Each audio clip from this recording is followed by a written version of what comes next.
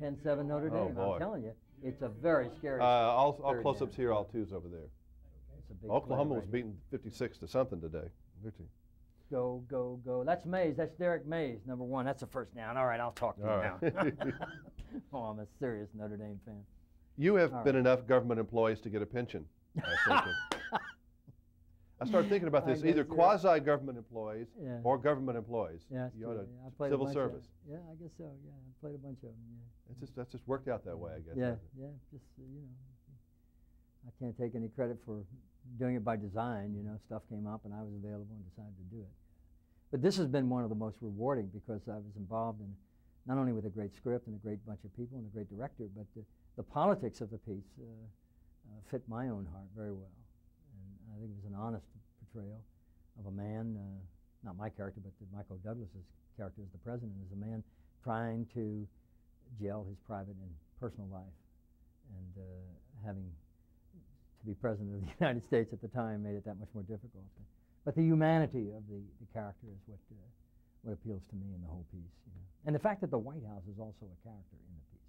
Yeah, I think it definitely is a character. Mm-hmm. It's almost like the music in a James Bond movie. It is a part, very much a part of the deal, more so than most sets are. Yeah. Would you, you know, we say that our presidents age after 4 years. We always say, wow, he looks so much older now than he did. Do you think you understand why? Oh, yeah, I can see it. You can see it in Mr. Clinton right now. He's in there 3 years, and you can see a definite aging from when he started, you know. Yeah. Is it because they don't sleep? I think that's part of it. They don't get a whole lot of relaxation, but even when they are, they're still on call, and they still have to travel. The traveling is I don't know how they manage it. You know, just in the last couple of weeks, the traveling he's been doing. I was just down in Texas, in Austin. He was down there giving a speech, and then he was in Houston. He's back to the White House, and he's up in Chicago or somewhere else. I mean, he's constantly on the move. And the whole White House, all that energy goes with him wherever he goes. You know, the White House goes. He is the White House. So just the travel alone, I don't know how he manages it. Is that a modern thing, though? Do you think the Kennedy, since you played President John Kennedy, was it that so much there when he was president? I probably not as intense. No, there are more of us now. There are more problems, and there are more press More to media. cover it. There's more media, so there's more scrutiny. But for the time and what he was doing, yeah, it's an awfully intense job, you know. And I guess it has to be. If it's not, then it's not the center of the republic, you know. There has to be one chief executive, and that branch has to have a lot of power. You know? But the job has to be also, I mean, much as hard and everything else, addictive. Oh, what kind of person would want it? I mean, if you knew going in that that's what was waiting for you, how many of us would do it? I mean, I couldn't go near it, but I don't begrudge those that do. There are 8 or 10 guys that want the Republican nod coming up next year, and they can't be ignorant of what's in store for them. And yet, the Republic for 200 some odd years has had enough good men who thought of it as service and who sacrificed and did it at the expense of their private lives, and that's what it's going to cost you. How have you approached this acting stuff over the years? I mean, have you always like worked to live or lived to work?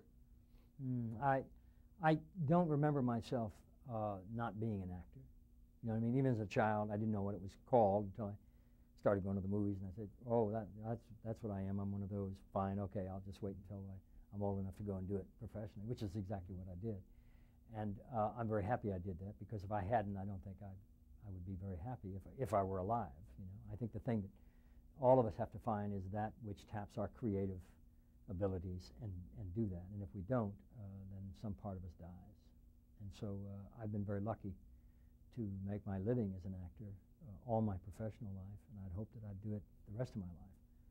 I don't know if that answers your question. How about the politics? If you've always been very political and had the same feelings you do now, you've just been able to express them more in the last few years? I pretty much had the same feelings, but I didn't quite know how to go about it. I didn't start being overtly active or publicly declarative about how I felt about issues until I was in my 40s, you know. And the only regret I had is I didn't start 10 years earlier, you know. I was just more self-involved, I guess. And my reconversion to Catholicism in 1981 had a great deal to do with my social activism. I came back at a critical time in my life, and the last 14 years have been very fulfilling, by far the most difficult, but equally the happiest of my life, and in large measure because of my involvement with social justice issues. I have no illusions. I'm not going to try and change anyone else's mind, least of all any government or any policy. I do it for myself. So you can look at yourself in the mirror? Exactly, so I can be free, you know. I'm not asked to be successful. You know, I'm only asked to be faithful, and to myself, to my own conscience, and to do it nonviolently and lovingly, and do it with a sense of humanity and even a sense of humor is a wonderful freedom. You know, I wouldn't know what else to do. I mean, we've been protesting these French nuclear tests in the South Pacific. We've done it nonviolently. I've confronted French officials and written the French president and boycotted French products. And I've done it all nonviolently and lovingly and compassionately and humanely, and I'll continue to do it. You know, I don't know what else to do. I've seen you again. Thank Hey, you. good seeing you. Thanks a I'm lot. from the South, so in the civil rights movement, they used to say that they call people agitators.